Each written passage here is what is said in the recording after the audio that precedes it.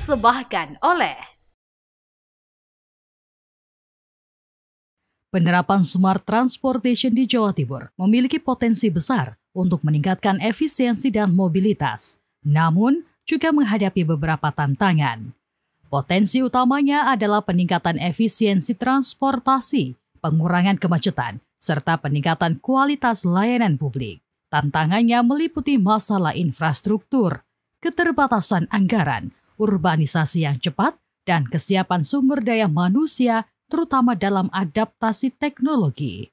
Jawa Timur, sebagai provinsi padat dan berkembang, menghadapi masalah kemacetan, polusi, dan keterbatasan transportasi publik. Surabaya tercatat sebagai kota dengan kemacetan terparah di Indonesia, kehilangan hingga 62 jam produktivitas dalam setahun. Sementara jumlah kendaraan bermotor di Jawa Timur mencapai 23,59 juta unit pada 2021, mendominasi tingkat polusi dan penggunaan energi fosil. Oleh karena itu, solusi Smart Transportation menjadi penting untuk meningkatkan kualitas hidup dan daya saing daerah. Beberapa inisiatif Smart Transportation sudah dilakukan di Jawa Timur. Di antaranya, Transmanggi Surabaya yang diluncurkan pada 29 Desember 2021, beroperasi di 2 koridor dan didukung 104 armada bus yang terdiri dari 40 bus listrik dan 64 bus per mesin diesel. Transjatim merupakan sistem transportasi bus raya terpadu yang disediakan oleh pemerintah Provinsi Jawa Timur untuk menghubungkan berbagai wilayah strategis di Jawa Timur, terutama area Surabaya, Sidoarjo, Gresik, Mojokerto, dan Lamongan. Surabaya Bus, layanan bus transportasi umum yang dioperasikan oleh pemerintah kota Surabaya. Surabaya Bus melayani berbagai rute di dalam kota Surabaya dengan tujuan memberikan transportasi umum yang modern dan nyaman bagi masyarakat.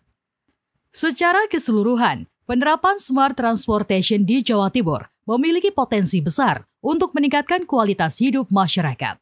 Namun, juga menghadapi berbagai tantangan yang perlu diatasi melalui perencanaan yang matang, investasi yang tepat, serta kerjasama antara pemerintah, masyarakat, dan sektor swasta. Assalamualaikum warahmatullahi wabarakatuh. Halo, apa kabar Anda pemirsa di rumah? Semoga senantiasa dalam keadaan baik dan sehat ya. Amin amin ya robbal alamin. Senang sekali saya Sabrina Fira kembali dapat menjumpai Anda pemirsa dalam program podcast Ruang Publik yang hadir tentunya dengan kemasan yang informatif, hangat, dan menarik tentunya. Dan di topik bahasan kita di kesempatan kali ini luar biasa pemirsa. Amat sangat dekat dengan keseharian kita nih. Mengingat mobilitas kita sangat tinggi ya, apalagi di perkotaan Surabaya ini khususnya. Saya pun tidak sendiri hari ini. Saya sudah bersama dengan tamu yang luar biasa. Saya mau spill sedikit background beliau begitu. Beliau sedang menempuh S3 di Unisma Malang. Beliau juga sudah 2 dekade lebih malang melintang di dunia perpolitikan, khususnya di Jawa Timur. Dan beliau juga aktif di organisasi keagamaan. Kita sapa terlebih dahulu, selamat datang Bapak Haji Ahmad Tamim SHIMH selaku Wakil Ketua Komisi D DPRD Jawa Timur dan juga Sekretaris Fraksi PKB. Assalamualaikum Pak. Waalaikumsalam warahmatullahi wabarakatuh. Alhamdulillah sehat. Alhamdulillah sehat luar biasa. Kayaknya kalau untuk lebih akrabnya saya sapa Gus Tamim saja boleh? Ya ikutlah. Oke, Gus Tamim. Gus Tamim, ini kalau saya langsung membahas terkait tema kita adalah Smart Transportation di Jawa Timur begitu ya. Faktanya di lapangan Gus Tamim, saat ini kalau sekitar pukul 7.30 begitu ketika kita keluar rumah, yang dihadapi adalah kemacetan Gus Tamim. Transportasi yang menumpuk, padat, merambat begitu, ditambah udara yang berpolusi tinggi. Nah, dari rangkaian itu semua akhirnya berujung apa tuh Gus? Berujung keterlambat. Kalau sudah terlambat, kita susah dapat parkir. Nah, ini sebenarnya akar permasalahannya seperti apa sih Gus di Jawa Timur ini Gus? Kalau bicara permasalahan tentang transportasi, tentu adalah hal yang kompleks ya. Betul. Jadi ruas jalan yang kita punya, ruas jalan, lebar jalan itu tidak sepadan dengan jumlah moda transportasi yang dimiliki oleh masyarakat. Baik, artinya tidak cukup menampung. Ya, artinya tidak cukup, bahwa nggak mungkin kita lebarkan lagi. Oke. Karena ruasnya juga sudah Terbatas. habis, terbatas. Maka yang paling yang paling penting untuk kita diskusikan adalah solusinya. Betul. Nah, solusi dari itu adalah perlunya transportasi publik. Nah, itu dia. Nah, inilah kemudian yang kita lihat pemerintah Jawa Timur telah luar biasa punya kreasi, punya inovasi kaitan dengan Transjatim. Baik. Dulu tertib sekali perhubungan kita ini, baik udara, darat maupun laut, utamanya sebelum COVID. Ya, betul. Nah, setelah itu kemudian tidak lagi terukur. Nah, itu kenapa itu penyebabnya, Gus? Karena transportasi umum ini kan juga lebih dan kurangnya milik pengusaha. Sehingga yang namanya negara ini hadir dengan kuasanya. Tapi sekali lagi negara hadir dengan keinginan lebih baik. Tapi kalau bicara yang namanya pengusaha tentu adalah untung rugi. Betul. Nah, kemudian tidak ketemu ini. Drivernya, seluruh pelaksana ketransportasiannya adalah harus untung, sementara inginnya negara adalah kemudian tertib. Jadi sangat kompleks ya, Nah, Gus. maka kemudian Transjatim lahir mengkombinasi itu dengan mensubsidi Baik. dan membatasi dari jumlah armada yang ada, sehingga akan balance. Dan alhamdulillah tidak sekedar udah coba, tapi sudah berhasil dan terus kemudian berhasil. Ada 4, juta. Wah, itu termasuk angka yang besar ya, Gus ya? Nah, luar biasa. Ini baru di lingkungan gerbang Kertasusila ini. Baik. Paling kalau kemarin ada koridor 6 yang Porong terus kemudian sampai ke Mojosari, terus kemudian masuk Surabaya Gresik, itu kan juga masih di lingkar kota-kota di sekitaran ibu kota. Ada juga Surabaya yang Malang Madura Raya juga ya, Gus? Iya, ada juga. Dan ternyata ini adalah pilihan yang luar biasa. Ya. Artinya pilihan tidak sekedar kemudian inovasi Jawa Timur kemudian diterima oleh masyarakat, tetapi juga diterima oleh semuanya. Hanya ada satu kata, karena ada kepastian dan kenyamanan. Oh, baik. Nah, Itu kata-kata yang diharapkan itulah ya, Gus ya. ini yang kemudian harus menjadi mindset seluruh warga, utamanya di wilayah perkotaan, dengan masyarakat mencintai transportasi publik. Betul. Maka hal-hal yang terkait dengan kemacetan, dengan polusi yang Sabrina sebutkan tadi, pastikan akan segera terurai. Nah, artinya sebelum masyarakat mencintai ini kan pasti harus ada daya tarik terlebih dahulu ya, Gus. Bagaimana kemudian pemerintah bisa mengakomodir transportasi publik ini menjadi suatu hal yang menarik minat masyarakat, bukan sih, Gus, untuk kemudian beralih ke transportasi publik? Bahkan tidak sekedar subsidinya itu, tapi sekali lagi kata dua tadi, kepastian dan kenyamanan. Ya, betul.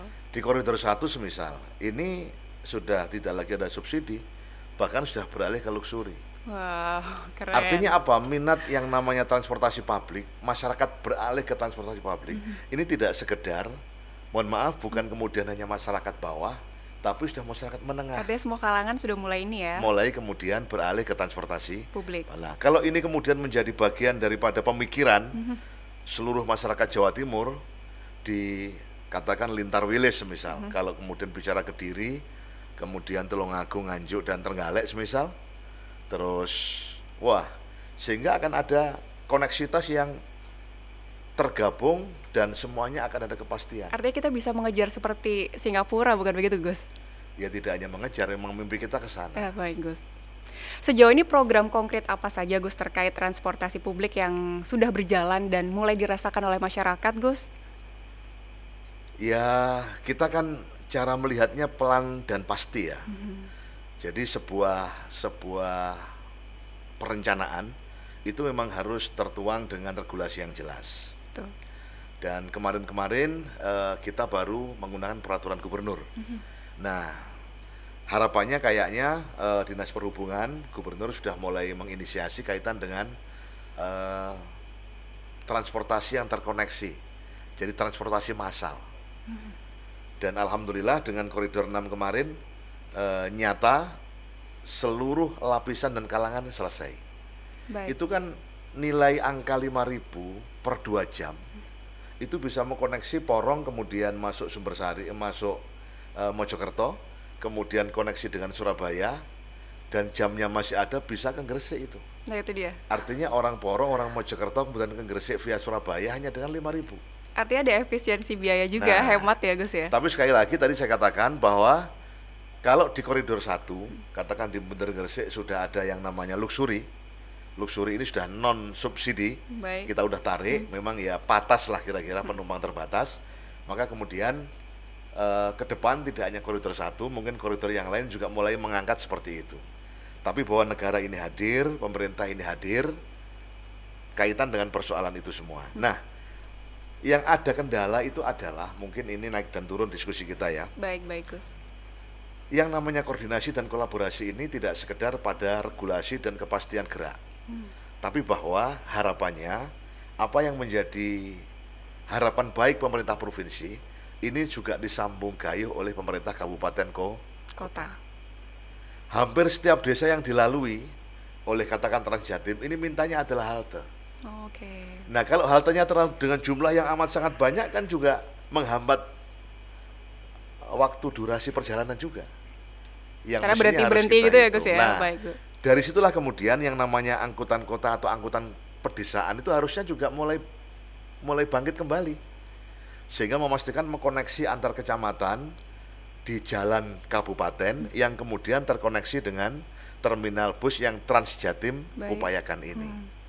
Wah, kalau itu kemudian terjadi, primernya oleh pemerintah Jawa Timur, ibarat selokan itu sekendernya adalah kabupaten kota, wah, dipastikan kemudian tidak lagi mindset dan harapan, tapi yang namanya mayoritas masyarakat akan kembali kepada moda transportasi umum, ini akan menjadi kenyataan. Artinya juga harus ada kemitraan yang dipertimbangkan juga ya Gus, untuk terrealisasi ini untuk bisa menjadi lebih optimal begitu? Kepada masyarakat, tentu negara tidak boleh berhitung untung dan rugi. Baik. Tetapi bahwa negara hadir untuk memberikan kenyamanan, kepastian, ketepatan waktu, dan keamanan jangan lupa. Dan sekali lagi untuk semuanya ini. Artinya bahwa yang namanya moda transportasi atau bus yang digunakan, tentu bus yang ramah disabilitas. Baik. Yang kemudian memperhatikan minoritas lah, semisal ibu-ibu hamil. Baik. Sehingga ada kerelaan dari seluruh keluarga untuk melepas keluarganya bepergian dengan moda transportasi umum. Gus, sebenarnya kalau dari Gus sendiri melihat sebenarnya apa sih Gus yang menjadi keresahan atau kekhawatiran masyarakat sehingga mereka tuh masih ada prosentasenya sedikit gitu Gus untuk bisa beralih ke transportasi publik? Ya tentu dua sisi Sabrina ya. Jadi masyarakat ini kadang-kadang inginnya adalah cepat. Kalau mereka tidak disiplin, ya tentu tidak akan mungkin berpindah kepada transportasi publik. Baik. Bahasanya kalau kepingin cepat ya menggunakan moda transportasi pribadi atau kemudian sepeda motor. Tapi dia kan jadi mahal. Satu biaya pengamanannya, kemudian juga dia juga harus menjaganya. Mungkin parkirnya pun juga akan terkena biaya. Baik. Sehingga sosialisasi kepada masyarakat tidak sekedar kemudian nyaman serta tepat, tapi bahwa ini loh transportasi masa depan yang akan mengurangi yang namanya populasi udara kita. Jadi tidak hanya ini tren semata, tapi nantinya akan menjadi kebutuhan masa depan lebih gitu ya. Daripada itu, kalau kita masih menggunakan diesel yang konvensional itu, ya harapannya dengan yang namanya moda yang menggunakan listrik. Baik. Ya tentu ketika itu menjadi bagian daripada pilihan, ya negara harus hadir untuk Apakah menambah. Jawa Timur sudah mengarah ke sana, Gus? Sudah. Oh ya? Sudah mulai ada. Menarik, dari Gus. dari Trans Jatim kita yang menggunakan listrik.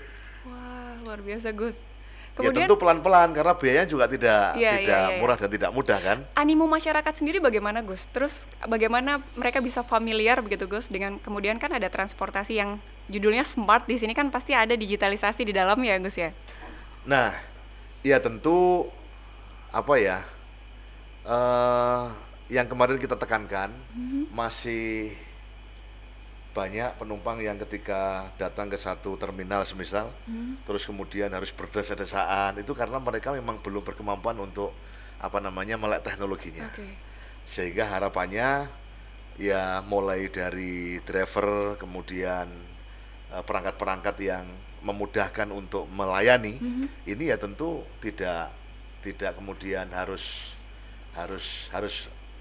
berempati kepada masyarakat. Baik. Karena yang sepuh ataupun mungkin yang belum menggunakan sosial media yang standar, ya tentu tidak mungkin akan menggunakan etiketing ataupun apa, sehingga harus manual. Iya, baik. Tetap harus kita layani. Artinya ada treatment khusus juga, kemudian dari driver tadi yang kemudian mengarahkan penumpang untuk bisa menggunakan aplikasi-aplikasi yang ada begitu ya Gus ya? Sambung bergayuh tentunya. Iya betul, tentang Jadi etiketing gitu seluruhnya ya Gus. terkait bahwa ini adalah membangun sukses tidaknya pembangunan yang baik ini dalam rangka mengantarkan kesejahteraan masyarakat, ya tentu harapannya adalah semuanya harus terlibat dengan aktif. Iya betul sih Gus. Tidak boleh kemudian pasif terkait dengan persoalan smart transportasi yang merupakan solusi transportasi masa depan.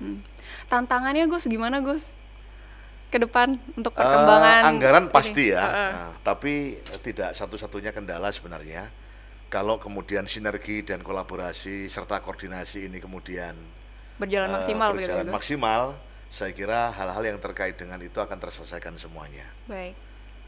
Yang penting menurut kami adalah sosialisasinya, bagaimana kemudian mindset masyarakat tidak sekedar mudah dan murah, tapi bahwa ini penting karena ruas jalan kita sudah nggak cukup lagi, macet terjadi di mana-mana. Bener banget Gus. Dan ada kesadaran dengan menghemat tentu akan kemudian mendapatkan sukses di masa yang akan datang. Baik, Gus, saya tuh belum kesampaian nih Gus untuk naik waktu itu sepertinya ada bus yang pembayarannya bisa menggunakan barang-barang bekas, sampah bekas begitu Gus. Apa itu benar Gus? Loh, di Surabaya Kota terlaksana itu. Oh iya Gus. Yang namanya tidak sekedar menggunakan transportasi umum, tapi juga pendidikan, edukasi, yang kemudian juga menjaga sosial lingkungan ya, ramah lingkungan. Luar biasa, itu menarik. Iya benar Gus, ini antara teknologi ada, etika ramah lingkungan juga ada, kemudian ini menjadi suatu kesatuan yang menarik untuk diterapkan di Surabaya gitu ya coba Gus, bisa kita bayangkan lah, ini kan Surabaya aja informasinya kan per tahun itu 10.000 ton ya plastik itu. Ini baru di Surabaya, belum lagi kemudian Gresik, Mojokerto, Sidoarjo. Artinya kalau itu kemudian didaur ulang, maka sebenarnya negara ini untung. Dan mengumpulkan yang namanya sampah plastik itu tidak mungkin dikumpulkan oleh negara, mesti harus butuh yang namanya partisipasi dan gotong royong. Betul Gus. Nah, butuh keterlibatan banyak pihak. Dan itu pun kemarin kita lihat tidak 100% kok.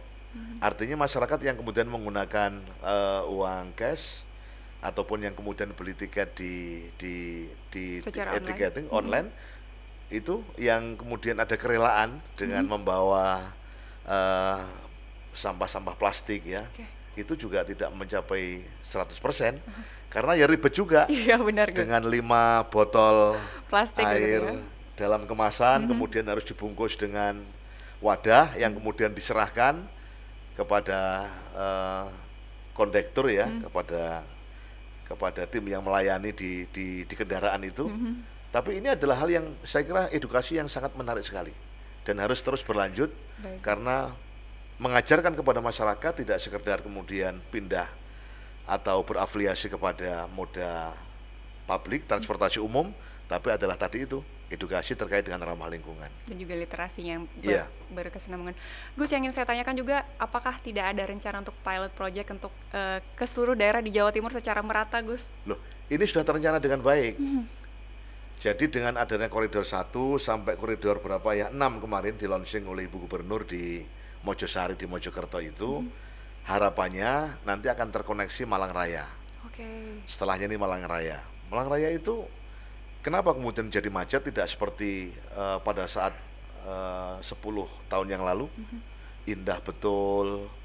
Terus anak-anak kuliah yang sekian ratus ribu mahasiswa itu di Malang, yang dulu terkoneksi dengan angkot ya bahasanya. Sebelumnya malah ada bemo kalau nggak salah dulu. Itu sangat amat tertib, dan pengusahanya juga terjaga betul penghasilannya. Connectingnya terbangun, ada kepastian.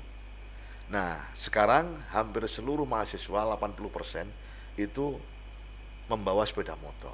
Ya akibatnya, nah kalau bicara yang namanya Malang Raya, termasuk Surabaya Raya, ini sebenarnya yang paling menguatkan adalah juga jangan lupa pendidikan. Lembaga pendidikan kita mestinya memberikan ruang yang pasti terhadap itu. Ada sosialisasi begitu ya. Bahwa ramah lingkungan itu penting, disiplin itu penting.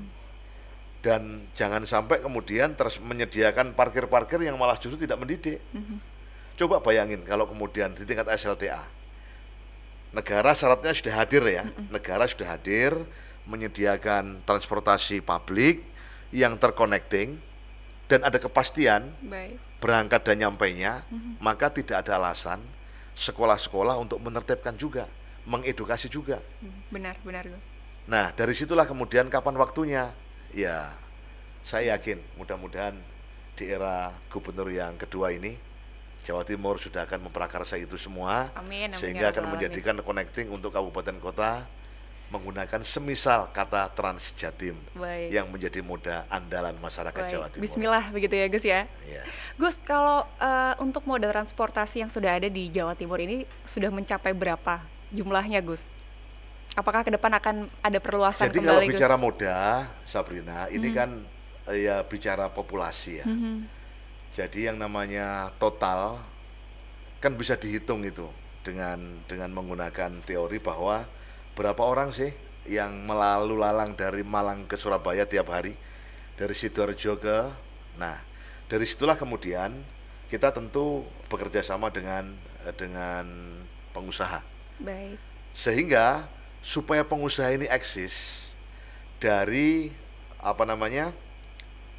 berapa total jumlah orang yang akan menggunakan jasa angkutan, ini kita ambil tengah-tengah. Ya? Sehingga sebenarnya jangan kemudian menganggap bahwa pemerintah kurang bijaksana ketika pada jam-jam tertentu, semisal ada Trans Jatim yang kemudian kursinya 24 atau 30 ternyata yang naik 60. Ya harus kita maklumkan. Karena pada jam-jam yang lain dengan ada ataupun tidak penumpang, bus ini harus jalan. Ini kan juga ibarat bisnis adalah menutup pada saat kurangnya, diisi pada saat lebihnya. Nah, kalau kemudian dihitung pada saat lebihnya, kemudian armada kita tambah, ya bisa jadi pengusahanya merugi. Iya, baik. Bisa jadi kemudian pemerintahnya terlalu besar mensubsidinya. Makanya balance dari semakin kemudian kesadaran masyarakat terhadap transportasi publik ini tinggi, maka animonya juga tinggi, ya tentu armadanya akan kita kemudian sesuaikan. Baik. Ini sangat menarik ya Gus, apalagi saat ini ketika saya melihat ada beberapa lansia kemudian aktif menggunakan moda transportasi Trans Jatim yang pada saat itu dari Surabaya ke Madura itu kan pusatnya ada di sekitar Samsat itu loh Gus. Iya. Itu sangat memudahkan sekali sih memang Gus. Jadi begini ya Sabrina ya, masyarakat Jawa Timur yang baik hati, kita mesti harus memulai dari diri kita. Pemerintah hadir itu pasti. Pemerintah berniat untuk memudahkan itu adalah tujuan. Pemerintah melayani itu pasti. Baik. Tetapi bahwa yang namanya pelayanan itu harus maksimal. Jangan sampai kemudian antara yang melayani dan dilayani tidak kemudian balance. Baik. Maka kemudian pelan-pelan tapi pasti, toh dari 1 kemudian 2 ke 3 sampai kemudian 6. Ini menunjukkan kalau pemerintah ini serius terkait dengan moda transportasi publik. Benar. Sekarang itu yang bisa dilihat adalah mengapa masyarakat kemudian memilih untuk membatasi diri untuk tidak menggunakan transportasi publik. Ketakutannya mungkin seperti ini ya Gus ya. Mungkin kalau nunggu di halte ini datang atau tidak datang. Itu gimana sih Gus? Kan kemungkinan mereka takut untuk di PHP. Apakah itu ada integrasi yang terperinci begitu Gus? Yang belum tadi saya sampaikan Sabrina, ini adalah connecting antar kecamatan dan antar desa menuju halte. Harapan kami kalau kolaborasi ini pemerintah Jawa Timur dan kabupaten kota kemudian bikin MOU kesepakatan. Baik. Apa langkah pertama yang harus kita lakukan? Ini jalur ini adalah jalur yang prioritas misal. Oke, kalau kemudian ketemu di halte desa ini, maka kemudian pastikan di sini ada tabel. Jam sekian berangkat, jam sekian tiba. Nah, masyarakat hari ini baru melihat dan merasakan. Belum kemudian menyampaikan kepada publik. Kalau tiba-tiba kemudian semuanya berharap kepada transportasi publik yang kita miliki, kita pun juga nggak mampu, Mas Yan. Iya, masih kewalahan ya Gus ya. Maka ketika yang namanya mindset ini sudah mengakui keberadaan bahwa pentingnya beralih kepada transportasi publik, dan ini kemudian menjadi pilihan alternatif yang menyenangkan, yang pasti berangkat dan sampainya, maka tanpa pun kemudian diiklankan dengan jumlah yang luar biasa, mereka akan naik transportasi publik ini bukan karena terpaksa. Baik. Tapi karena meyakini, nek aku numpak iki, penak. Nek aku berangkat dari sini, tepat waktu. Kalau saya berangkat dari rumah menuju halte, jam sekian, saya ditinggal. Itu dia sudah ngerti. Artinya sudah mendapat trust issue itu sendiri ya Gus ya? Itu kan menitanya juga tidak terlalu lama kan? Iya.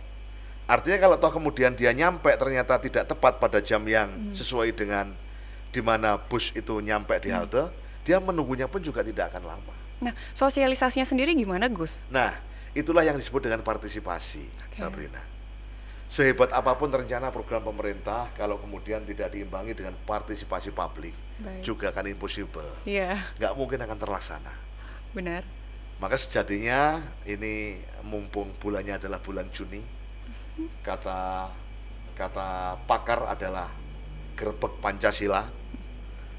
1 Juni kan lahirnya Pancasila. Ya betul Gus. Kalau itu kemudian disaring mulai dari ketuhanan, kemanusiaan, kemudian persatuan, kerakyatan sampai keadilan sosial, tentu tetap kata ujungnya adalah partisipasi dan gotong royong. Baik.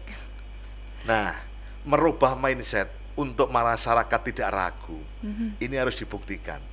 Artinya apa? Negara harus menjaga eksistensi dari moda transportasi publik ini. Lepas sedikit saja, ibarat panas setahun dihapus oleh hujan sehari. Masyarakat menghitungnya seperti itu. Iya benar sih Gus. Tapi ketika konsisten ini kemudian menjadi bagian daripada rencana program pemerintah, maka saya yakin akan sambung bergayuh, kabupaten kota juga bisa menerima, masyarakat kita kemudian mengatakan bahwa wis toh, kemanapun lebih tepat dan pas kalau kemudian kita naik transportasi publik itu tadi. Kalau sejauh ini Gus, menurut evaluasi atau monitoring Gus Tamim sendiri di DPRD begitu, bagaimana efektivitas dari penggunaan moda transportasi publik sejauh ini Gus? Ya kadang terbersih dalam pikiran kami. Kalau kemudian kita kembangkan dan kemudian tidak ada sinergi dengan kabupaten kota, ya kemampuan keuangan juga terbatas. Baik. Tapi ternyata menggembirakan ketika koridor 1 sudah mulai beralih ke luxury. Iya. Berarti kemudian subsidinya bisa dialihkan ke koridor yang selanjutnya. Baik. Saya kok meyakini bicara Malang Raya itu kalau kemudian dimulai, itu 1 tahun kemudian pasti sudah ketemu klasternya. Artinya subsidi setahun, tahun keduanya mungkin 30% sudah beralih ke luxury. Menarik ya Gus ya. Karena masyarakatnya sudah kita lihat berkemampuan, yang datang ke Malang juga ya kira-kira orang yang ya klasternya menengah ke atas lah. Sehingga pola manajemen transportasi publik yang disebut dengan Transjatim ini adalah menjadi stimulan saja. Baik. Yang pada akhirnya adalah kembali dari masyarakat, oleh masyarakat dan untuk masyarakat. Nah, kalau berpikiran sudah seperti itu, masyarakat Jawa Timur selesai. Tidak sekedar jasa transportasinya yang selesai, ekonominya mungkin juga selesai. Akan meningkat. Optimis ya Gus? Loh, bangun negara kok nggak optimis? Optimis Gus. Luar biasa. Gus, apa yang ingin disampaikan terkait adakah mimpi atau cita-cita untuk transportasi Jawa Timur ke depan Gus?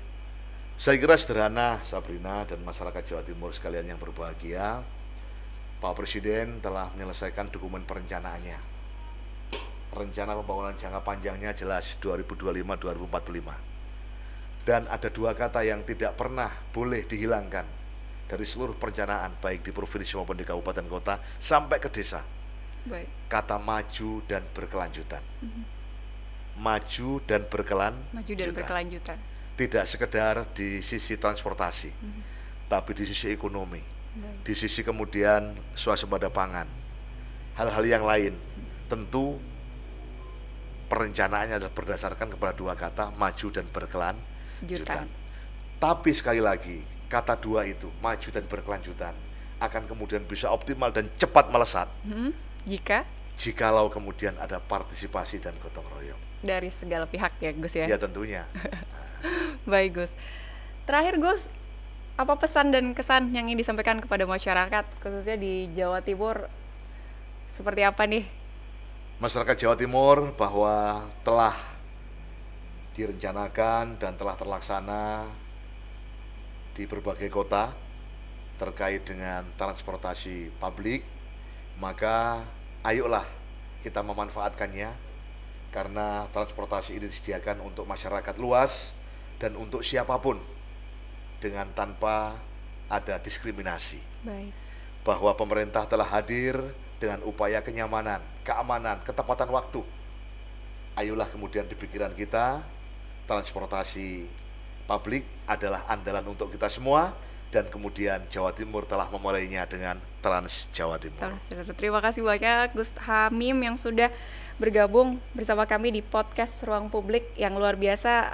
Diskusi ini membuka banyak wawasan ya Gus, dari Trans Jatim, aplikasi pintar, hingga bus listrik dan etika lingkungan yang dapat kita serap dalam pembahasan kita di pertemuan kali ini. Mudah-mudahan ke depan makin banyak masyarakat yang berpindah ya ke moda transportasi publik, sehingga ini bisa menimbulkan efisiensi baik itu waktu dan juga biaya begitu ya.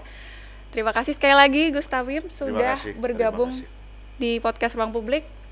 Pemirsa, saya mewakili seluruh rekan bertugas undur diri dari hadapan Anda. Saya Sabrina Fira, sampai jumpa kembali di topik-topik menarik berikut ya. Wallahul muwaffiq ila aqwamit thoriq. Wassalamualaikum warahmatullahi wabarakatuh. Waalaikumsalam warahmatullahi wabarakatuh.